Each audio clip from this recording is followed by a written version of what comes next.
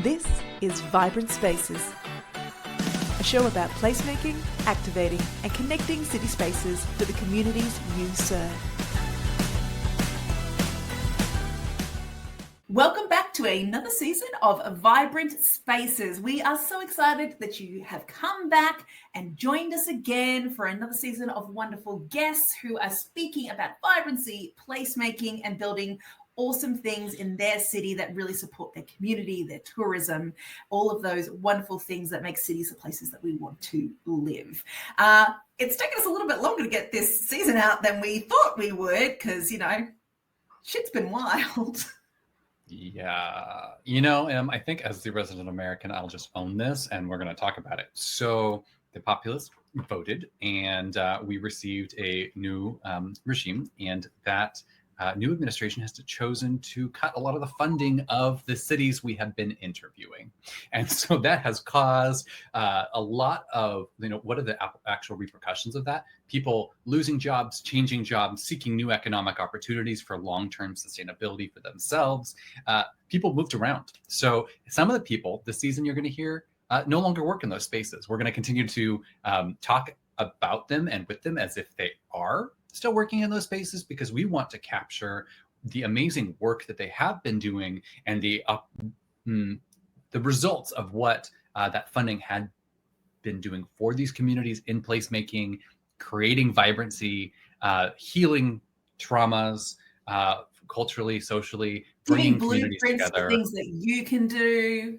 Right. So we want to be able to provide this as like an archive for anybody else who's in a city and might have access to resources. And I think this episode will be really interesting because kind of in the theme of what we heard from Kansas City and Baltimore last year or last season, the city of Tulsa has done some really interesting things economically that I think will help them survive this transition. And so city of Tulsa is kind of where we will be jumping into. They have this amazing public-private partnership where local, honestly, the local wealth has chosen to reinvest itself back into the city and maintain ownership, and not just in a really interesting way, and Meg will talk about it as we get into the episode, but not just in a, hey, we bought this thing and we're giving it to you, but we bought this thing, we're maintaining this thing, we're actively invested in the results that this thing is generating. And I think that's really exciting and potentially a new model for us to look at in this crazy new geopolitical environment. Definitely. I really love this as a jumping off point for the season, because we're going to revisit this a lot in this season, which is culture as economic development. Right. And Tulsa has a really interesting way of doing that. There's not many cities that you hear where they're like, we want our city to be the best storyteller it can be. And by city, they mean obviously governments and tourism, but also like the residents, the artists, the people traveling and touring. They are their best storytellers. And so they are equipping those people to be the mouthpiece that drives economic development. And it's really exciting to see, what do the artists need for success, and how do they build that system to be able to make those performers stand out for their own benefit and economic wealth driving and all of those sorts of things. But then also, how does that then help the city at the same time? And, they've cultivated, as you said, those amazing public-private partnerships. And I think there's also a little bit of an acknowledgement there that, artists and creators are becoming very big wealth generators as well. And they might then similarly in the future become part of this private partnership that then funds that city. And so I really love what they're doing. I'm excited for you guys to all hear about it.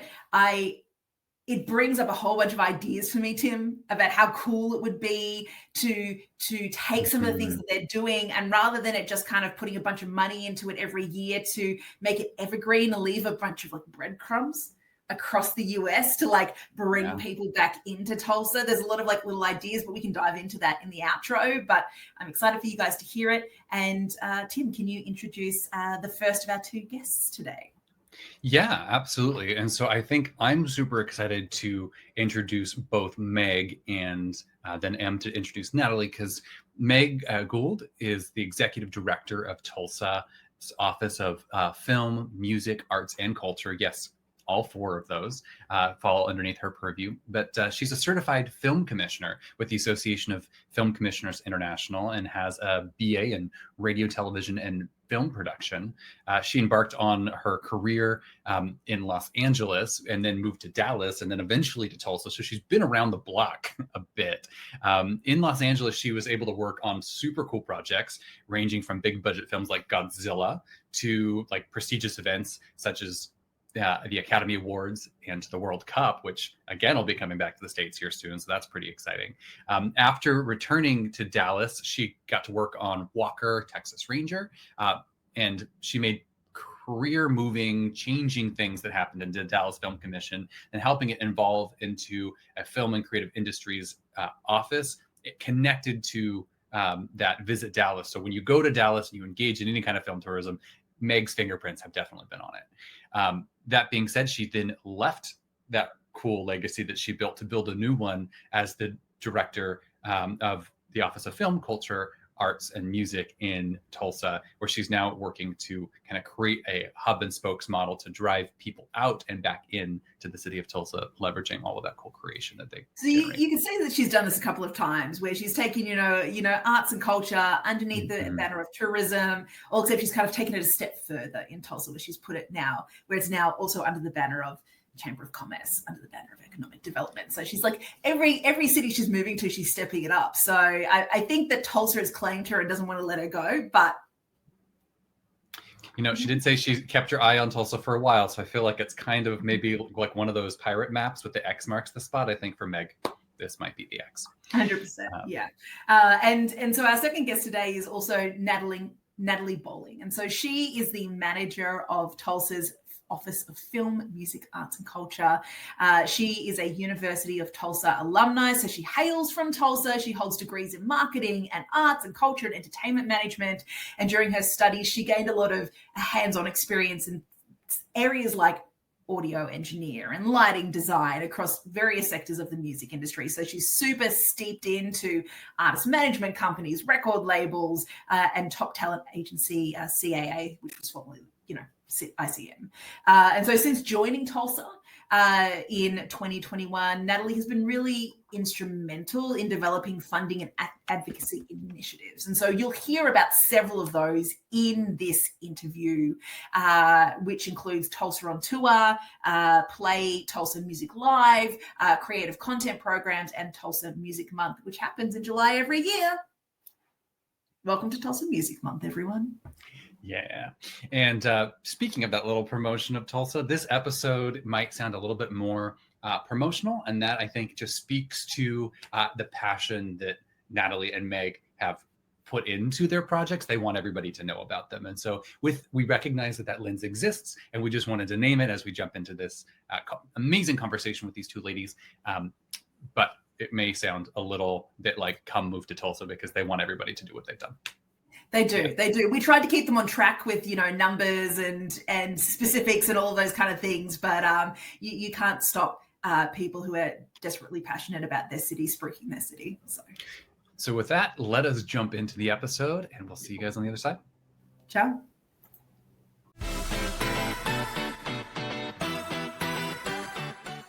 Meg and Natalie, thank you so much for joining us today on our Vibrant Spaces podcast. I am super excited to jump into this conversation of what is happening in Tulsa, Oklahoma. I think it's incredibly interesting. I was super impressed with everything that you guys were showcasing down at South by Southwest, which has kind of led us to our conversation today. So before and as we get started, I think I just would love to get a couple of, off the cuff questions to both of you. So Natalie, let's start with you. You grew up in the city of Tulsa and in its communities.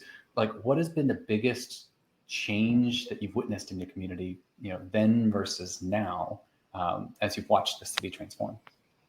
Yeah, I think there are kind of two parts to the answer of that question. One, my perspective changed a ton whenever I just grew up in Tulsa, and really found myself as an adult in Tulsa instead of a child in Tulsa, Oklahoma. I lived in a suburb of Tulsa called Broken Arrow, and whenever I was in Broken Arrow, I was very familiar with the music scene that was happening in Tulsa and the different cool things you could do, but I wasn't as engaged in the history of that music scene and as understanding of how unique Tulsa was set apart to several other cities, and really how Tulsa had its own story, and that not every other place in America was like Tulsa, Oklahoma, in a sense where it really took care of their artists. And really had live music every night of the week and had so many different unique punk scenes and just weird house shows. And I was really fortunate to be a part of those different things growing up. But one of the things that I'm proud of that's certainly different now is my uncle is a musician, and he's now based in Tulsa, and he grew up here, moved to Nashville for quite a few years, came back. But before he had moved to Nashville, that first town, whenever like a plumber went to his house, asked, "What do you do for a living?" And he would say musician. The worker like had no idea that that was actually a real thing and a real occupation you could do based in Tulsa, Oklahoma, and Okay. so kind of laughed it off and left.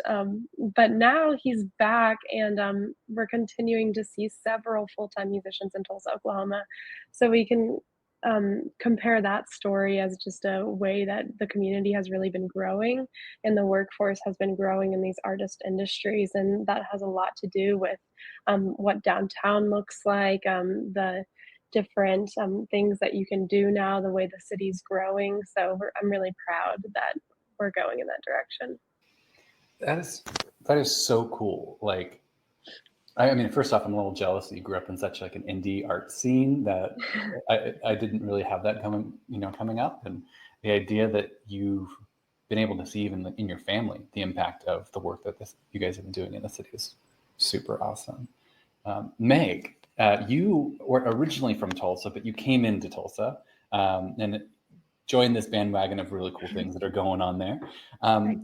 What has been one of your what is one of the most special places that you have like discovered in the city, and why is that space so special to you? Absolutely. I mean, I've been here for a year and a half, and I keep finding my favorite spots. It's unbelievable what this town has to offer and the pride that it has in it. I think that one of my very favorite places is one of our large city parks. It's called the Gathering Place. Okay. It's very unique, very family friendly. Occasionally you can take your dogs. There's certain days that you can. I have a dog, so I like that. There's walking paths that goes through it. There's everything from basketball courts to playground equipment for 1 to 3-year-olds. And then there's other area for the older kids and everything. So it is just amazing. And honestly, every time I have somebody come visit me, that's one of the first places I go. It's so peaceful. It has even an area that you can go and work remotely if you're able to do that. So it's just a very peaceful setting and just reminds you of what a special place Tulsa is. That's so cool. And I guess that really works hand in hand with the Tulsa's remote work, come here and call this place home mentality. That's really awesome. Okay, so for the both of you, you can both answer, one of you can jump in and answer. If you were to just throw a billboard up in the city of Tulsa, or I guess maybe on every major busy street corner in the world, what message would you want to leave legacy-wise for people to see?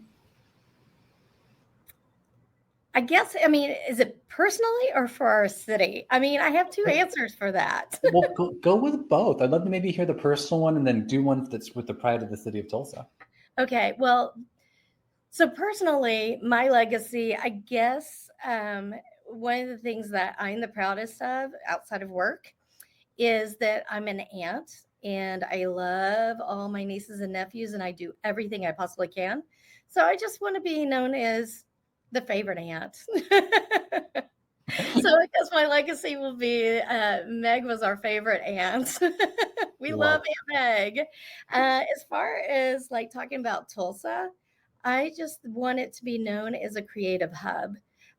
We have, it should be shouted from all the buildings in downtown Tulsa and be put on top of all the roofs that Tulsa is your creative hub for film, music, arts, and culture.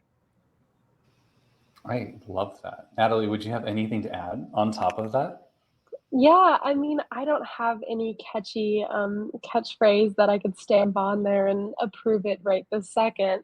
However, something in regards to believing in yourself and knowing that the city will believe in you too.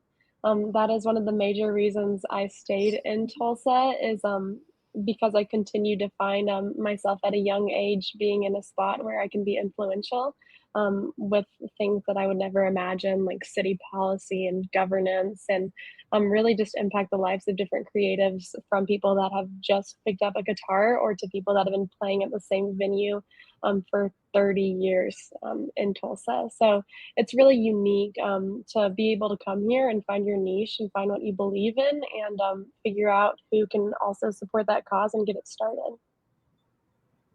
First off, that's freaking beautiful. I love the, believe in yourself and the city will believe in you too.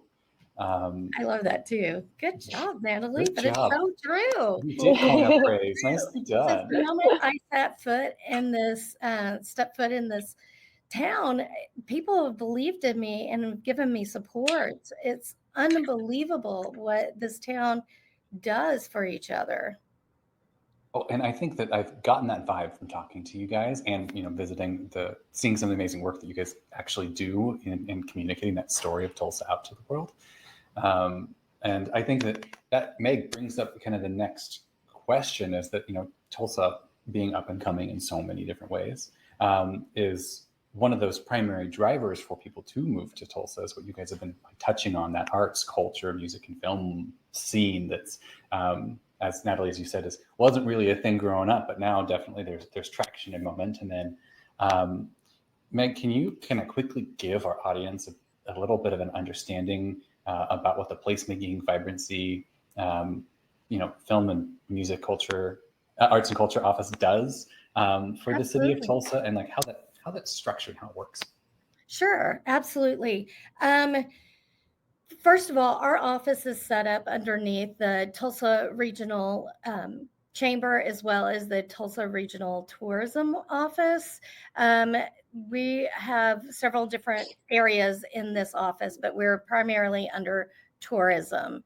So that gives us an opportunity to really promote our city and show all the things that we have to offer, whether it's film, whether it's music, whether it's arts or culture. It is just unbelievable, like the amount of support that we get from our local community in order to promote all of those things. And it's continuously changing. I can tell you, I moved here a year and a half ago, and I was just like amazed by everything Tulsa has to offer. So one of the things I think that is really cool is that we have archives from some famous musicians. We have the Woody Guthrie archives as well as Bob Dylan. So there's museums set aside for them here in our arts district, and it's just unbelievable what all they hold. It's pretty cool. We also have musicians like Leon Russell that had a studio here. He built all kinds of music careers here, and that studio has been refurbished and is now a museum for him, but it's also a recording studio. And it is something that we get calls about all the time, and musicians come here specifically to record in that studio. So we're just very blessed with what all we have here and what we can offer. There's so much here. I could just keep going and keep going and keep going. No, I love that. So I'll kind of jump in here just to help, make that structure a bit transparent. So the way that you guys are set up that kind of empowers all of this amazing Yes. community building Yeah. is that you're kind of underneath, you said the chamber, is that the Chamber of Commerce is where you Chamber said? of Commerce. You Yes. said the Chamber of Commerce is on top, and then you have the tourism arm of, Tourism. Yeah. We had the Tulsa Regional Tourism on one side, and then we have economic development on the other. so We're you're very under the tight together. umbrella. Yeah. So then we're under the umbrella of Tulsa Regional Tourism, which also hosts the Sports Commission. We have our Visit Tulsa arm, which is marketing, and then we have our Convention and Visitors Bureau as well. So that's really cool. And so I'm assuming that then based on that structure, you have a little bit of that, economic development as a part of, you're trying to drive that local, using arts to drive local economic development, but at the same time, you're outreaching to the world at the same time. Absolutely. We're looking at how we can help our local industries. So whether that's through support with economic development and building structures here, like we're looking at how do we bring a studio for filmmaking here? How do we bring in various support services for our music industry, et cetera? And with the uniqueness of our office setup, we can just go across and talk to the economic development department and say, hey, what can you do? How can you help us? Who can you put us in touch with? Natalie has a great story about that as well, as far as the dome, if you wanted to talk a little bit more about that. Yeah, I mean, we are, like Meg said, positioned in such a unique opportunities to be well connected with our economic development partners, whereas the economic development partners are working all day and night and fostering connections and seeking out opportunities for businesses within Tulsa, Oklahoma. Meg and I would lose our minds if we had to know everything they did on top of what we already do.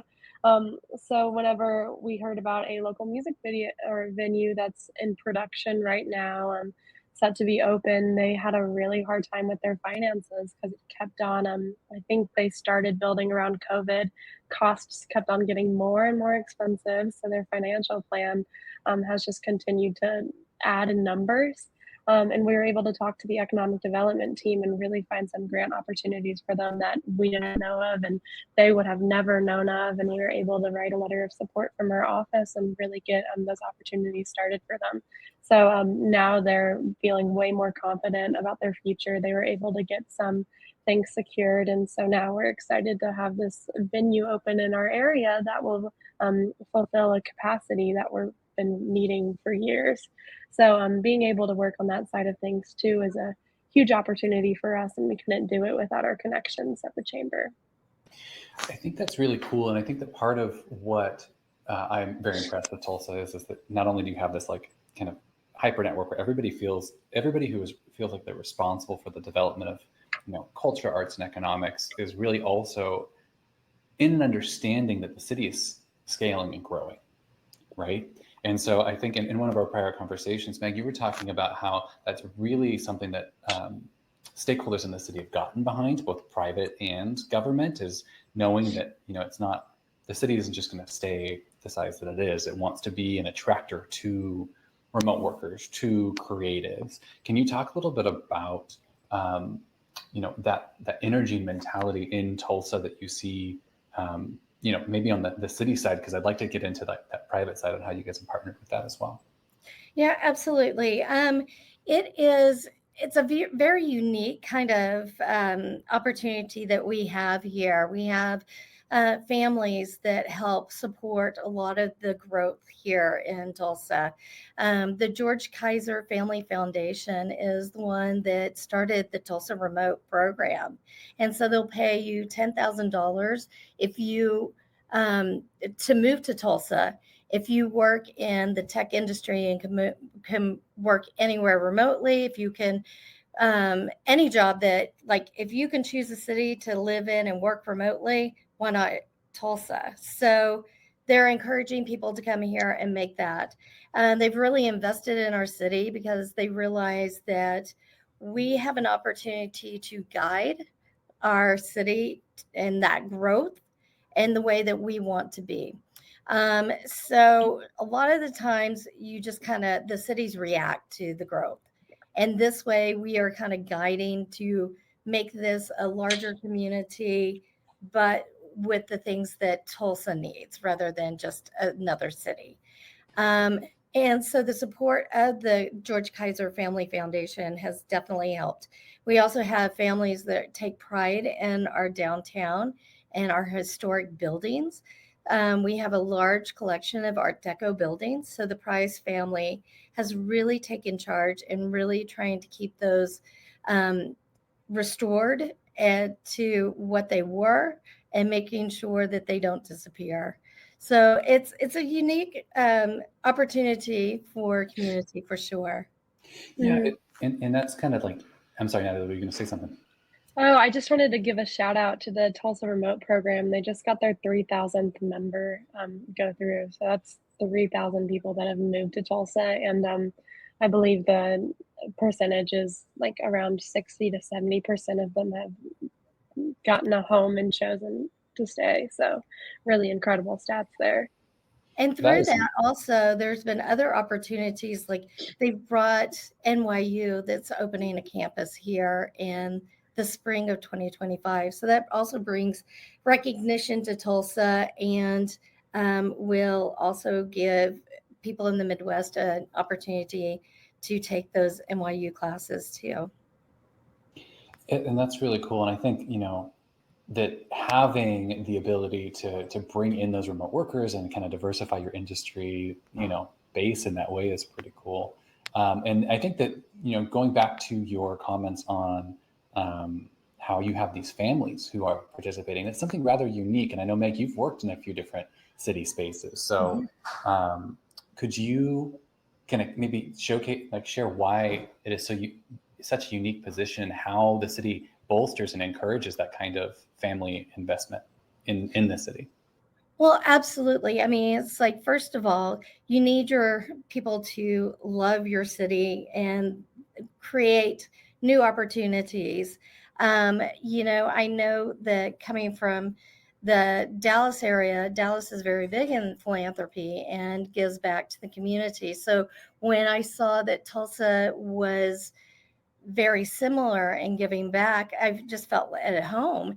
A lot of cities struggle with being able to have the money in order to keep up with everything in a changing situation and keep it very vibrant and keeping people wanting to come here.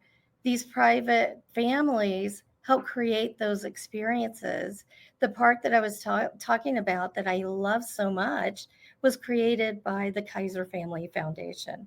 So, those opportunities wouldn't be possible without that support.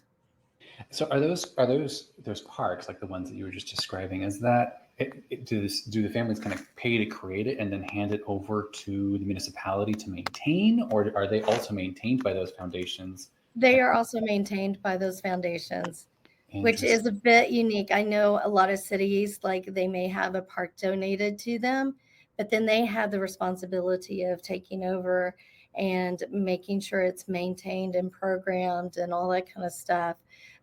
So this family foundation actually takes care of all of that. So it's pretty cool. I mean, it's Tulsans really take pride in their city. And a lot of people don't understand what Tulsa is until they get here. They have a preconceived notion about what it is. Once they get here, they're like, "Oh my gosh, this is the coolest city ever." And I'm very fortunate that I was offered a position here and moved here. I love it here. That's awesome. And I think that one of the more unique things that you guys are doing, and I'm so glad that they brought you in to continue to help, find and empower the Natalies of the world. Because Natalie, you've been working on this really cool project to help shout from the rooftops, what has been going on at Tulsa, but in a very unique way. You've been kind of activating your music scene, both locally in Tulsa, and I'd love for you to maybe touch on that, and also taking those musicians and turning them into ambassadors. So can you quickly talk about like what you've been doing locally in Tulsa to embolden that music community? And then, I want to jump into this whole ambassador thing because I think it's the coolest thing since sliced bread. So do you want me to talk about the ambassador thing or talk about other things, and then we'll talk about the Oh, no, ambassador talk thing? about. I want to leading into the ambassador thing. If you could talk about like what you do for musicians in the city, and then how you take what you've done for them, and we'll go from there. Absolutely. So yeah, we are the Tulsa Office of Film, Music, Arts, and Culture, and of course the M and FMAC is for music. So our office works to create and foster opportunities within our musicians and our community and our music scene, and really figure out what their needs are and how to make sure that they are getting everything they need to be successful, based out of Tulsa. So we do all sorts of things, from a free musician photo shoot to a new program we just launched called Tulsa on Tour. And historically, we've done a lot of other things for musicians. So we are designing funds and grant opportunities based off what we sense the needs are for the community at the point of time that we're in. Can you give me like an example of like you can even name a band if you want, but like can you take up the musician and say, okay, here's what we've done locally to support them and provide them the opportunities for exposure in the city, and then we'll jump into what you do for them outside the city. Yeah, so one of a notable band from Tulsa, Oklahoma. I mean, I think all of them are terrific, but Will Dorado has been very successful and are continuing to grow in their career paths. And they are a band that we took to Tulsa at South by Southwest with us in the past. So they were our headliner in 2023 and packed the house, but even had the other roofs of the neighboring venues filled with people or people climbing trees to be able to hear this event. They're a band that we recently were able to award with our new program. There are bands like Cliff Diver. They are a pop punk elevator rock, like all kinds of different genre categories are out there now. But they're a band that we were able to help support through our creative content fund, that happened a while back. I think they got some support through our live music fund that we had a while back, and their creative content fund. They were able to get different videos made for social media, as well as clips done for a documentary that they are in the works of still. And then they also are able to get our new program as well. So it's all of these musicians and so many different areas in their career or different genres that we're able to support with our different programming we do. Cool. So let's talk about that thing that you've alluded to a bunch. So this ambassador program, which is really cool. So what do you do with these artists? What is this grant that you're talking about? And how do you, I guess both Natalie, you and you, Meg, see this being a tool for kind of expanding the vision of what Tulsa is to the rest of the country? Absolutely. So it's a new program called Tulsa on Tour, an ambassador program powered by the Tulsa Office of Film, Music, Arts, and Culture. And this is really a partnership, kind of like a letter of love from Tulsa, Oklahoma, where we're partnering with our organization is providing the checks. So that is what most of the artists are really, really holding on to. But we have so many great collaborations in this program as well. So there's a merchandise company, Low Road Merch, based out of Tulsa, Oklahoma, that's managed by an past band manager slash venue owner who knows the music scene like the back of his hand. And he is working with us to help with a discount of up to $250 on orders of $500, where musicians are able to get, say, enough merch to be able to sell that merch for $1,200 at a show, and they can get all that for only $250. So we're really helping musicians be educated and have everything they need whenever they go on tour, so they're making as much money as possible whenever they're on the road. Another example of something we're doing is kind of an ambassador program with our different attractions in town. So places like the aquarium or the Philbrook, which is an absolutely stunning art museum we have in town. Those groups have said, okay, for your ambassadors that are granted through this program, we want them to have free admission to our attractions so they're able to understand the value of the city that they're promoting on the road. So really this program is us being able to offset really just small cost of the overall touring expenses, but it ranges from $250 grants to $1,000 grants based off certain qualifications. And we're able to give these along with these other special discounts or free tickets or whatever it may be to these musicians. And in return, we just tell them, claim Tulsa, Oklahoma on your social media and claim it while you're on the road and tell people about the city that you're coming from, because it's a city that supports you and that wants to really champion it being known as a city that has hip hop, that has country, that has folk, that has Americana, rock, indie pop, all kinds of stuff. We just really want Tulsa to be known as a place that really amazing talent is coming from. That's really cool. So if I got this right, you're taking these people and you are basically building in the capacity within these musicians to be the best representatives and be the best. They could become local tour guides really at the end of the day if they wanted to, of all the local assets that you guys have available.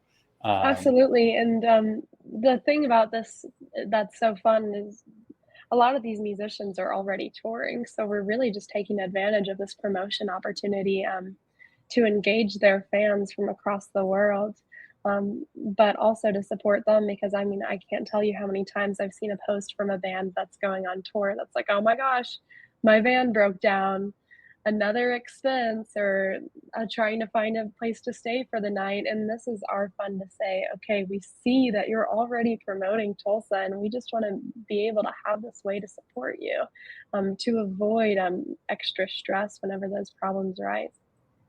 That's very interesting. How do you claim, like, how do you know that Tulsa's their home? Like, how does that qualify work? I'm very curious on like the structural side. Yeah, I mean, really a Tulsa address. I mean, to be able to pay them, we need different accounting documents and that has the address on there. So that kind of solidifies it up a bunch. But a lot of these musicians, I mean, a part of our roles in the FMAC office is to have a pulse on the heartbeat of Tulsa's creative industries. So most of the people that are applying, we're already familiar with.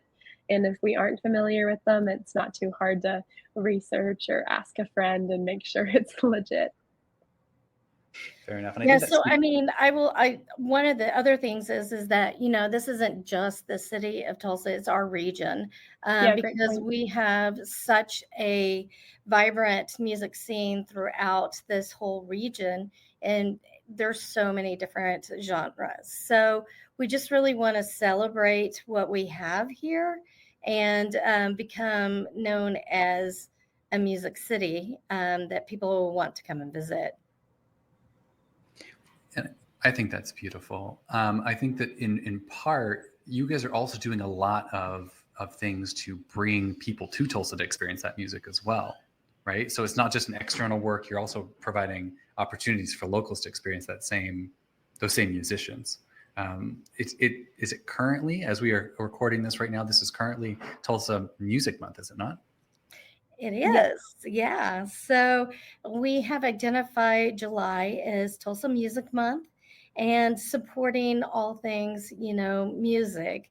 Natalie has done a great job with this and building out a webpage that has all kinds of music resources and events, and just encouraging people to get out there and listen to live music, support our live music, as well as go enjoy our museums that we have here that are music related. Go and see the church studio if you have not. It's been very well received. We even were approached by the Downtown Association to do a concert series or a music series that is in parking garages. So it's hot, you know, here in July. So they wanted to do a music series in parking garages, so they would give an opportunity to see live music and still be outside like all of us love to do, but a little bit cooler atmosphere. Mm-hmm. And I'll add to that. It's fascinating. You can talk to any like recording industry professional anybody that works at a record label or a manager. And if you ask them, like, hey, how do I build my career as a musician? Or how do I get on the map? Or even like get noticed by like Spotify for editorial playlists, and just every single person will tell you you need to champion your hometown, because all of the metrics, all of the businesses, that's what they're looking at, is if you can't champion your hometown, then like how will you get anywhere else? And so we're looking at that as like, yeah, our musicians need to be championed by their hometown. They're great. So that's why we're focusing so much on the people that live in Tulsa, Oklahoma, too, to support the artists that are working and living and creating here and performing. I mean, there's music 7 nights a week, 365 days a year. So it's not hard to go support live musicians out of Tulsa. So we're encouraging just the locals to support their musicians in any way possible, whether that's following them on social media, their streaming services, adding to playlists, going to shows. There's so many different ways to support musicians. And we also, I mean, our office really encourages and tries to help with making these full-time musicians, and that they're not having to take a part-time job. Also, in our film world, we want to make sure that everybody's working here locally on films and bringing in those opportunities as well, because we want them to have a full-time job doing what they're wanting to do and not have to take a survival job on the side. So by really promoting what we have here in Tulsa, we've seen an increase of opportunities for both our film and music office or professionals. Matter of fact, we just kind of went through and reviewed what we had as far as on the film side of projects that we're filming here. And this was a tough year for Hollywood, but we had an increase of 48% of projects that were looking or reached out to Tulsa, and most of them did film or are planning on still filming in Tulsa. So we are being recognized, and so we have to just continue on this momentum. And it's going to happen for all of us, that we're getting there. People are noticing us. And that's really cool. And I think that part of the, Hollywood may have suffered, but Tulsa seems like it has been taking advantage of that shift in the marketplace. And it's interesting because our podcast is really about, those creating those vibrant spaces, but it sounds like Tulsa really just, with the 7 days a week music opportunities to enjoy and, be a part of that community, really kind of figured out that the way that you guys are doing placemaking is via that music scene. And that's how you're, imbuing vibrancy into old buildings and partnering with families to do these renovations, to create new studios. And that's how you're doing historical preservation. It's such a unique, lens to take on this thing that cities around the country are struggling with. I think that's great. And I think, our film industry too has so much to do with that. We're getting so much international attention, really, from films that were filmed here decades ago, like The Outsiders, that now has its Outsiders musical Broadway debut that just won Best Musical at the Tonys, to amazing local filmmakers that are championing the city, like Sterling Harjo and Reservation Dogs, and he's working on a new pilot. So we're very fortunate that so many of our creative industries are thriving, and we don't have to favor one. Absolutely. And we've had even companies from Los Angeles relocate to Tulsa because they have either made a project in Oklahoma or had lived in Oklahoma, not necessarily in Tulsa, but they loved the vibe of Tulsa, that they decided to relocate here. So we continuously have indie productions going here, as well as, the Killers of the Flower Moon, Twisters just came out. Although it was not filmed the majority in our area, we did have cities like Pawhuska and Bartlesville that were a part of it. And so we are just so proud of how we're being identified as a film, mecca as well. So actually, that leads into my next question as we kind of head towards the end of this podcast here is like, in the last 5 years, what do you think that new belief or behavior or habit might have been, or that has really developed this draw for people to come to Tulsa? What have you guys been, what is communally, culturally that piece? Can you enlighten us? I will say, like, on the film side, people like having heroes like Sterling Harjo here he has helped really train a lot of our local crew. He has really been identified as a major filmmaker here, and he has been he has a first look deal with FX, and FX said that they don't normally go on location for filmmakers. Filmmakers usually go on location for them. And so to have somebody of that caliber to really be a champion for us has helped us tremendously and put us on the map. And that has just continued.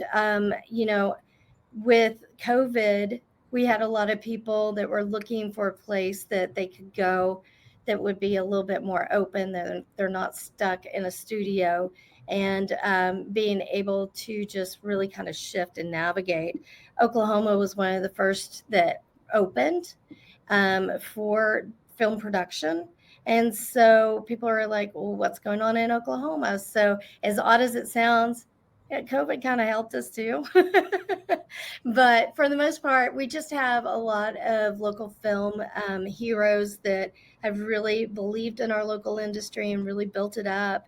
And we're seeing people even coming from Texas. I saw the momentum and thought it was, we were watching Oklahoma when I was in Texas for sure.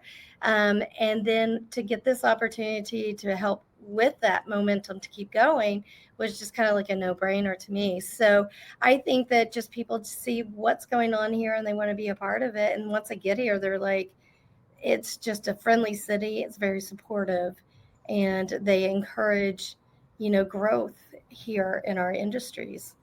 I don't know, Natalie, you can probably speak more to the music part too. Yeah, in the next 5 years, I just want to see a continued momentum around what foundation that we've been laying out and several others have been supporting with. I think we're really hoping to see several of our musicians be able to continue to grow and approach full-time career status. And with that, we want to see the momentum around Tulsa attract different music industry companies to maybe make a base in Tulsa. So we see a lot of the major talent agencies or record labels, maybe they have satellite locations in Dallas or Austin, and we're like, let's do Tulsa too in the next 5 years. So that always comes with the support of our musicians as well. And we're just continuing to build on the momentum and excitement of Tulsa, but also make sure that we're taking care of our community and doing it smart. So.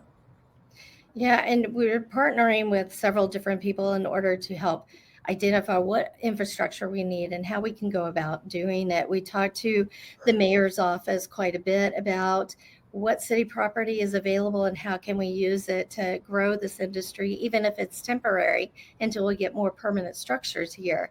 So anything from some of these buildings being used as production office space to like identifying places that we could put a soundstage. So our community is all in, and it's great. I can just see it just continue, and in 5 years, have that soundstage, have those big productions that want to come here. Not only because the story was taking place here, but because they know that Oklahoma can handle whatever is thrown at us. Absolutely. Yeah, that's beautiful. Okay, so to close out here, guys, we've talked about what you guys have been doing to empower your local musicians, and you're sending them out into the world to find to take advantage of building their careers and having Tulsa as that base. And we talked about how you partner with private and family foundations to continue to grow outside of what the city is capable of building themselves, as far as renovating infrastructure, taking advantage of some of these old spaces, and these historical spaces and preserving them, and also turning them into something really functional, which is kind of building out those places for your musicians to play in. I think the biggest question I have for kind of the both of you after this phenomenal podcast is what is something that you would recommend to a city who is maybe just beginning on this journey of saying, wow, we're inspired by Tulsa, we want to kind of do what Tulsa is doing? How might you recommend they begin that journey to, embody Absolutely. what you guys have embodied? I would do your research, first of all, of like, what type of city do you want to become? What do you really want to embark on? Then find those cities that are doing it well. Talk to their film commissions, their music office, their arts commission, see how they're building that structure, but also talk to your local community. One of the things that we did initially when Natalie and I both started in this office is we reached out to those people that are making a difference here, that are looking to expand what they're doing here, and asking them, what do they want to see from our office and how can we help, rather than also just thinking that you know what a city wants. Do your research and just really, really dive into your local community and ask your fellow other cities in your state or even outside your state. We have a cohort that we talk to all the time in the music world. We have film commissions that we talk to all the time, and ask them, what did you do in this situation? So the more that you educate yourself and just really learn what your local community wants, it'll happen. You can make it happen. Yeah, I couldn't agree more with what Meg said. She was right on the target. And I'll just further emphasize getting to know your community. I mean, this is a community of artists, musicians, filmmakers. Like, they have probably been hurt before, probably been told that they're going to be supported in one way and then maybe asked to pay for that kind of support. Or I know our community needed to build some trust around what our goal was and where our heart was at, in terms of how we wanted to support them, and that we genuinely cared about what they needed. So I think building trust with your community is just the most important thing. Yeah, bringing that all the way back in a full closed circle to believe in yourself and your community believes in you. It's done a great job with that. So thank you for joining us today. And I can't wait to continue to see what Tulsa is as it does in the next 5 years as you guys build forward. So thank you guys. Thank you. Appreciate it.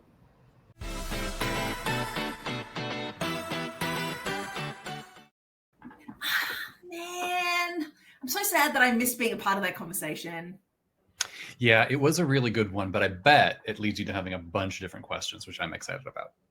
And yeah, it really does. It really does. And I mean, I knew that it would be a really good conversation because we met them at South by, we met them at Tulsa House. They'd hired one of those wonderful houses on Rainy Street, and it was pumping the entire South by, that it was live. It was the place that people went to hang out. The music was amazing. And it was all those local artists they brought in from Tulsa to emphasize their point of their development that made it really fun. And it was all of the people who were fans of those artists, obviously, even locally, just piling into that space. It wasn't just South by people, it was fans. And I think that it speaks to it's working. Like what Meg and Natalie are doing is actively working, and that's really cool. And they also were, they were the reason we did like the little meet cutes from season 1, where we met a bunch of the mayors who put us onto a bunch of the people for season 1 interviews, right? So Meg, Natalie, thank you. You're basically half the reason why season 1 happened. So you rock. Yeah, you rock. And yeah. I am obsessed, absolutely obsessed with their artists as ambassadors program. Yeah. Okay. Tell me what your thoughts on that were, because you got to listen to it. I did. Yeah. Like it's the idea of taking this kind of civic value that your people are the best mouthpiece to tell people about your city. Right. And I think that they're also acknowledging a little bit that a lot of the time we're not tourists in our own city. And so they're providing tickets for those artists to go to the aquarium and to visit all of the touristy spots that you would normally speak to people about.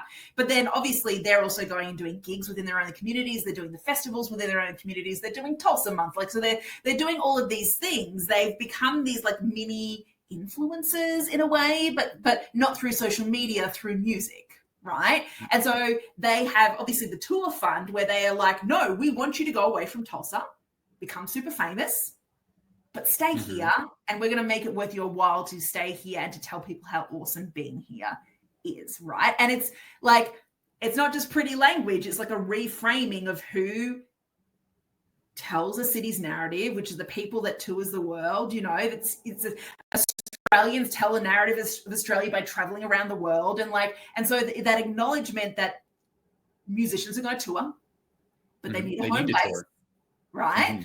And I think that that's wonderful. Like it is such a smart idea to look at what are you known for, build up that industry, and then have those people talk, like give them money to go do the thing that they're going to do naturally, and then talk about you. Like, so incredibly smart. What a great way to turn artists into like economic developers. Yeah. Well, I mean, I think by intention. Right. And so like they're intentionally looking at the list of everything that an artist needs to do to be successful. One of those things being that like hometown, like celebration, like, can you celebrate where you're from? Or do you know it? Like they look, basically Meg and Natalie and their team have looked at that checklist of like, this is how we get our artists to be nationally recognized on these lists, et cetera. Because that's ultimately what they want. That economic development is they want for Tulsa to be the place where music comes from, to draw people in. They want to follow that Nashville model. They want to really build themselves out. And I think that part of what they're doing to fast track that is really interesting, bringing in those private partnerships. Now, I know you kind of have some thoughts on private partnerships, but to me, it's what's very unique that, and I think Meg named this in the episode, it's how it wasn't just like that a local wealthy family purchased a park and gave it to the city, or purchased a theater and said, hey, now you can use this for whatever. They're actively involved in the maintenance and the placemaking of those spaces. Right? But programming as well, maintenance and programming. Like they understand that you can't just hand an asset over and then be like, hey, we're so great, we named something after ourselves. Bye. Right. They're like, hey, we're so great, we named something after ourselves, and now we're going to be here. We're going to be, it kind of reminds me a bit of that like medieval patron model of like roving bands of like artists and performers that like kept the peasantry at bay, with like the barons being, or the landowners being the ones to like sponsor them and give them a writ to perform, right? So it feels very much like a bit like, let's look at this old model, give it a modern twist, bring it into the 21st century, and let's play with it. And I feel like that's something exciting that I see that Tulsa is doing that not everybody else is doing in our current geopolitical environment. It may make them more sustainable. Yes, I think so.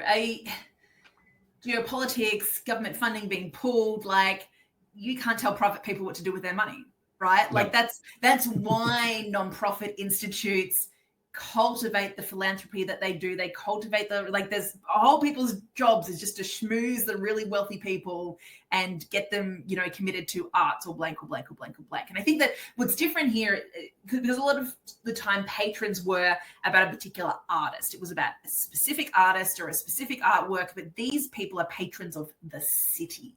So this city is known as an artistic city, but it is their pride in the city spaces, the city vibrancy, the people and so they are being a patron, yes, of the arts, but they are being a patron of the economy. They are being a patron of the place that they live. And they're like, oh, the nice places are not just my backyard where I can curate my lovely garden, but it is also all of the places where I socialize, which would be in town, right? And so I love the fact that they're like, city municipal funding is not going to stop us, state funding is not going to stop us, or the lack of federal funding, or the need for grants from the National Arts Endowment Fund, and which is also controlled by the administration to great default anyway. But like we are invested, and that is enough, right? And so I see the positives of that in a stabilization. However, what comes after that comma, Em? Tell us what comes after the comma. Individuals in general, particularly across generations, are not all the same, right? And so in the way that like institutions have processes, and they have, they had DEI processes for a reason, is to like have the way to like equitably give out funding, all of those kind of things. You are at the whims of a particular personality who has put money into said fund, right? And so that person may have blank or blank thing that happens in their life that changes their priorities. And so they don't put the funding in the next year, right? Or they die, old man Joe dies, and the kids are not as involved in civic pride as old man Joe, and then all of a sudden that funding is pulled. And so like, I love the public-private partnerships, but I also acknowledge that like, be careful about the hand that feeds you, the eggs all in one basket, like. Right. Be careful of the children not living in Tulsa and not being committed to the city. Right, when that wealth gets transferred. Yeah, 100%. I think I hear that, and I think it's a really valid risk factor long term to think about, right? Because they are definitely in a short term more stable, more successful. They will be able to outcompete maybe even larger cities because of how agile they're able to be with. And I know that the fund was the Keisler Fund. So the funds, those types of funds are set up to like have small investments that continue to generate the wealth, and so it's like a body of money that is like administered for that particular asset. And so it's clear that they're setting up those kind of things to protect it, generates its own wealth, which then goes into the maintenance, and like smart, right? Well, I mean, and that's it. I guess that speaks again to the value of driving that cultural change and the value of driving the community investing back into itself. Right. And so I think part of this is that the this whole arts, culture, music, and the last thing that film, the film, of course, film. Hello, everything that film has done. Gosh, my brain. So like, but the idea that like all of that lives underneath, as well as economic development lives underneath this Chamber of Commerce, which is privately directed. So I think that part of it is if you can get your local wealth redistributed back into the community, and they change the culture so that the culture changes to being investing into the community, overseen by the Chamber of Commerce. Like you've got the structure is set up for that long-term success to mitigate some of those risks, I think. Yeah, and again, I think that that's like a little bit in the whole touring fund and the whole ambassador fund, because if any of these musicians make it big, Taylor Swift style, they're bringing it back, right? And they didn't need to be in Nashville or New York or LA to be that success, because their hometown invested in that success, right? Right, and I think that they're looking to at how, like, what national and global trends, like you were mentioning a little bit earlier, with how Australia is viewed and how musicians view themselves and how they build their own careers. They're really taking advantage of other things that are going on. So like in COVID, she talks about how they took advantage of the fact that they were able to open their film offices earlier than California was. And so they were able to take advantage of that opportunity to drive economics to Tulsa. And then they're also taking advantage of the growing trend of remote work, right? I think Meg explicitly says, if you can work from anywhere, why not work from here? We'll give you $10K to move here. Also, our housing is more affordable. Also, like, invest in the community, anchor yourself here. And so as they care about the community, they're investing in the community, and they're taking advantage of it's not like they're just focused solely on Tulsa. They're saying Tulsa is a part of an ecosystem. Where can we be the aggressive predator? Where do we need to anchor and root ourselves, right? In this space, how do we get movement flowing in and about this ecosystem? Knowing as Tulsa needs to become a growing hub for film and music and arts and culture. So like, I think that the way that they've structured themselves is going to be interesting to watch unfold, especially in our current. Using economic development and private money to protect the arts and culture funding, correct, so that it is not revoked by changing of administrations and all of those kind of things. It might be revoked by, as we say, the transfer of wealth generationally, depending on who your donors are, but it's interesting that you say that, because I think that the system wasn't designed for this. They didn't design the system for our current geopolitical space, but I think that they did design the system with the fact that Oklahoma doesn't invest a ton of money into the arts and culture. And so they've honestly made themselves more resilient to our current national economic problems, because they had to address a local economic problem that was potentially even more similar.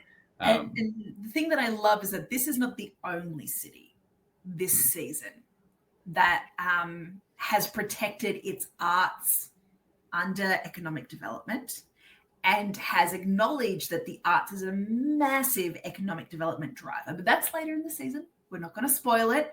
But you can tell that Tim and I are proponents of protecting arts funding by couching it as making money, which it is.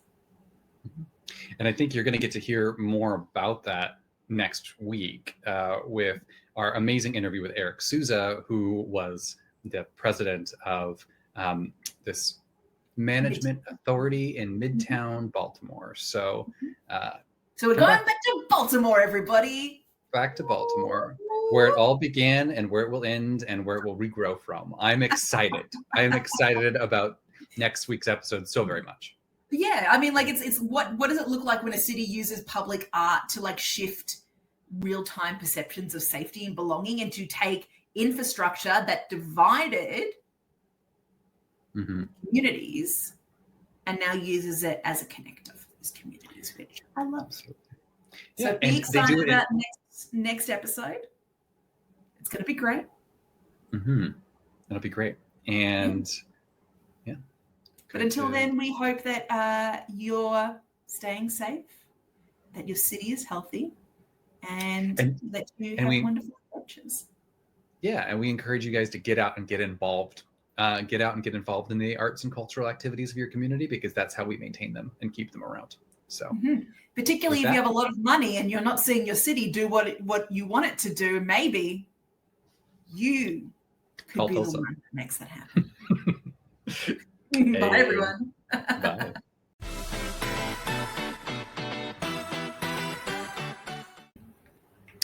Awesome. I think one of the things I'm most excited about with Baltimore this next week is that they have really done the physical infrastructure in such a way that allows that evergreen experience to be present.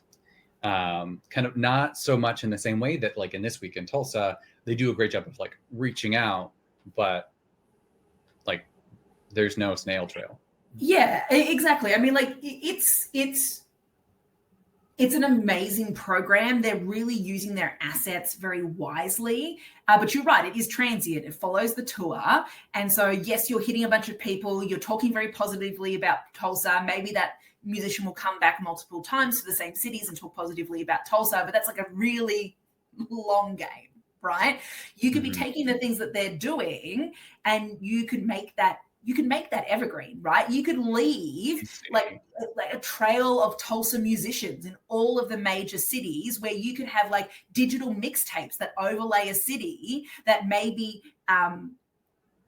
align with different locations you have in Tulsa, an aquarium, a park, whatever, a festival space, whatever that might be. And you could be like, hey, while you're enjoying this festival, check out these Tulsa musicians who have visited here multiple times, who you've listened to, and take it in. And so you could not only be getting them to do the tour, but they could be leaving digital nuggets behind for people to find, right? That's what I get really excited about as Story City, because we often will partner with these cities who have done the groundwork that Meg and Natalie are describing, but they don't yet have the infrastructure to scale that to be a passive edition that's a layer upon layer edition, right? So yes, you need the live stuff like the event, but you also need that in-between passive stuff as well. And I think that will be their next step. And with Baltimore, they have this beautiful infrastructure built, and so they've kind of come at it from a different angle, but that's also an additional step that they're looking to take. Yeah, kind of riffing off of something you just shared, we often say that like this Vibrant Space, this podcast is like our Batman gig, right? And that our Bruce Wayne job is the Story City piece that allows us to get paid to have this fun Batman gig. I think that as you were talking, my Story City brain started to go like, well, one of the things we're really good at is the choose your own adventures. And if you're able to do like busking trails with choose your adventures, where I would, if I was Meg or Natalie, I would just go and film artists performing in front of the aquarium. And then any city with an aquarium, like use the choose your adventure in such a way that, you generate your playlist based off of the destination.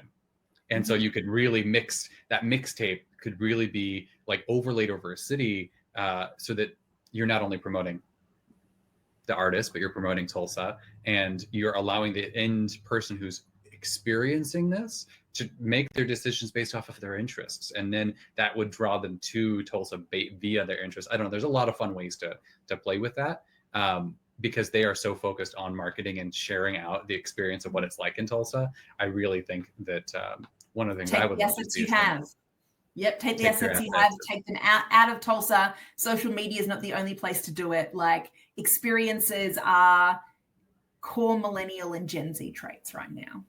Mm-hmm. And people want to be away from their doom scrolling, and it's a great way to engage that.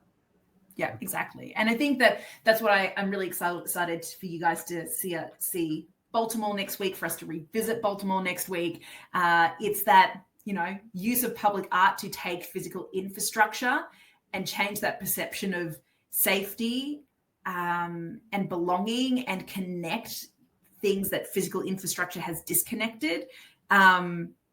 Taking that component of making sure that physical place is in there, making sure those systems are in there, and then making sure that the digital is in there. Like, I think that's where that real sweet spot is. And so I'm excited for you guys to hear the next episode. Same. See you guys next week, and get out and enjoy your local arts and culture. Yes, because without it, it wouldn't continue to be funded, right? We need the numbers. Yeah, exactly. And if you are a private individual with a lot of moolah and your city's not doing what you want it to do, maybe you should take a leaf out of City of Tulsa's book. Yeah, give Meg a call. She's probably more than happy to give you some advice. Ciao. See you next week. The Vibrant Spaces podcast is produced by Story City. You can find our entire archive on any podcasting app and on about.storycity.app, where we publish transcripts and show notes. This episode was produced by Tim Souza, and our staff includes Justin Kahn, Brett Ludwig, and Victoria Omitska. Our theme song is Happy Indie by Alex Guz. Our co-hosts are Tim Souza and me, Emily Craven. As always, thank you for listening. We hope you have a glorious adventure this week.